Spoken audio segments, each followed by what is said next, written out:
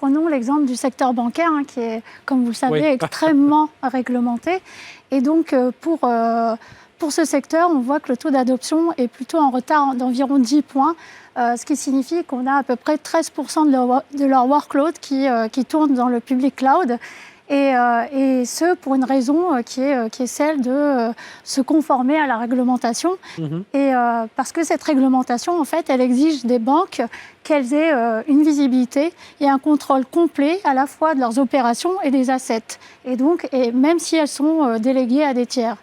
Ce qui rend un peu plus compliqué l'utilisation du cloud public dans son format, on va dire, standard. Oui, ils vont demander, ce qui paraît un peu paradoxal, mais ils vont demander de la transparence par rapport à leurs prestataires cloud. Ils vont demander de la transparence et les organismes réglementaires qui vont faire des audits vont aussi demander des preuves en fait, de cette conformité.